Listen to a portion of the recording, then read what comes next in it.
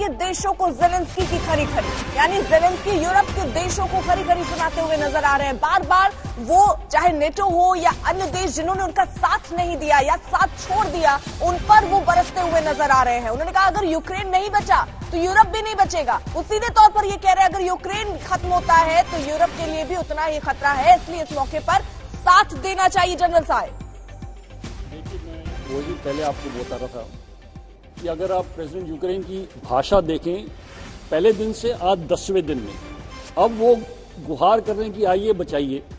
पहले वो बोले थे कि मैं लड़ूंगा। रोक रही हूँ सर, क्योंकि गौरव सावंत इस वक्त हमारे साथ हैं, ग्राउंड से हैं, और ग्राउंड की स्थिति इस वक्त समझना सबसे जरूरी हो जाती है। गौरव, आप जिस जगह पर है हालात जरा बताइए, स्ट्रैटेजी आप क्या समझ पा रहे हैं? लगातार हमले होते हुए नजर आ रहे हैं, चाहे वो पार्स्कोप में रूसी सेना का दिखना हो या अलग अलग जगहों पर स्थितियां कुछ ऐसी ही बन रही है, क्या दर्शा रहा है वो? इस समय यहाँ पर अभी भी अंधेरा है और आधी से ज्यादा रात लोगों ने एयर रेड शेल्टर में बिताई है, क्योंकि अंदेशा और डर बहुत ज्यादा था कि बीती रात एक बड़ा हमला होगा कीव पर। वो हमला तो नहीं हुआ, लेकिन शहर के कई इलाकों से गोलीबारी की खबर जरूर आ रही है और कई लोगों को निशाना बनाया गया है। इस तरह की बात भी हो रही है, क्योंकि खतरा इस समय यह है कि जो रशिया के स्पेशल फोर्सेस है, जिसको यहाँ पर कहा जा रहा है कि उनके असैसिन्स है, वो कीव के डिफेंसेस को अंदर से टारगेट करके खोखला करने की कोशिश कर रहे हैं। इसीलिए अंदर से गोलीबारी की खबर है। जो महत्वपूर्ण खबर अर्पिता आप हमारे दर्शकों को बता रही थी कि राष्ट्रपति जेलेंस्की ने यूरोप के देशों को कहा है कि अगर यूक्रेन नहीं बचा तो यूरोप नहीं बचेगा।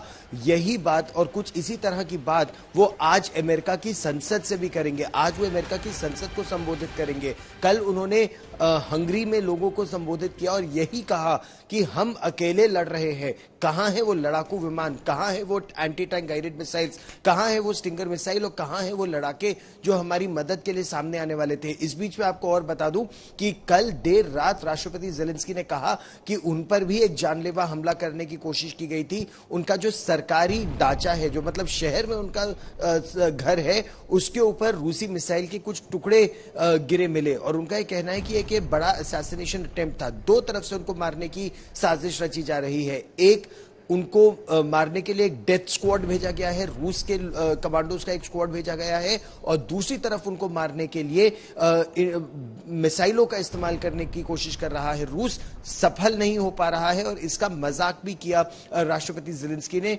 उन्होंने उन मिसाइल के टुकड़ों की तस्वीरें जारी करते हुए कहा, यू मिस्ड मी। गौरव, तो आप इस तरह से सब लोग वहां पर सुरक्षित जगह पर, जाहिर तौर पर सब इंसान वहां जो मौजूद है अपने आप को प्राथमिकता यही सुरक्षित रखे, लेकिन आप वहां की परिस्थितियों को भाप पा रहे होंगे।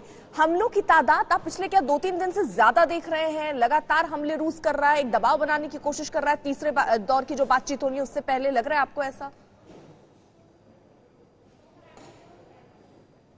खार्किव में हमले तेज हुए हैं और वहीं खार्किव में भारतीय छिपे भी हुए हैं, बचे भी हुए हैं और वहां हमले तेज हो रहे हैं। यहां के जो सबसे बड़े परमाणु संयंत्र के कॉम्प्लेक्स पर हमला हुआ था, एक एडमिनिस्ट्रेटिव बिल्डिंग पर ज़ेपोरिज़िया में, उसके बाद अब मिकोलाइव इलाके में जो दूसरा बड़ा परमाणु संयंत्र है उसकी तरफ रूस की सेना बढ़ रही है। यानी यहां पर जितनी भी ऊर्जा और इंफ्रास्ट्रक्चर के केंद्र हैं उनको निशाना बनाने की कोशिश की जा रही है।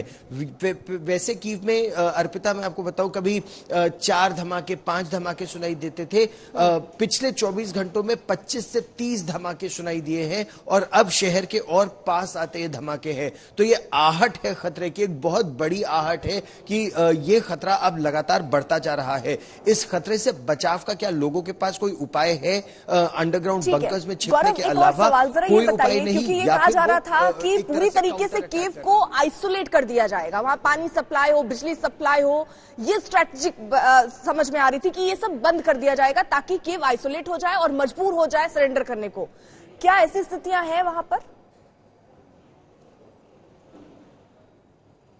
कीव में फिलहाल तो नहीं। हाँ, पानी की कमी है, खाने की कमी है, ज्यादातर सुपरमार्केट्स बंद है, ईंधन की कमी है, इसमें तो दो राय नहीं है कि समस्याएं अब लगातार बढ़ती जा रही हैं। लेकिन अभी तक पानी और बिजली बंद नहीं हुए हैं यहां पर। लेकिन आपने बिल्कुल सही कहा, क्योंकि यह स्थिति मारियोपोल में, पूर्व में, जहां हम पिछले हफ्ते रिपोर्टिंग कर रहे थे, मारियोपोल में यह स्थिति आ गई है कि अब रूस की सेना शहर के अंदर दाखिल हो गई है। उसने बिजली, पानी और ईंधन तीनों चीजें पूरी तरह से बंद कर दिए हैं और और लोग पिछले मतलब 1.5 दिन 2 दिन से अंडरग्राउंड बंकर्स में है, ना उनके पास पानी बचा है, ना उनके पास खाना बचा है, ना उनके पास दवाइयां हैं। और इसमें सबसे ज्यादा समस्या जो वरिष्ठ नागरिक हैं, सीनियर सिटीजन है, या जिनको क्रॉनिक एलिमेंट के लिए, बीमारी के लिए दवाइयां चाहिए, उनको बिल्कुल दवाइयां नहीं मिल पा रही हैं।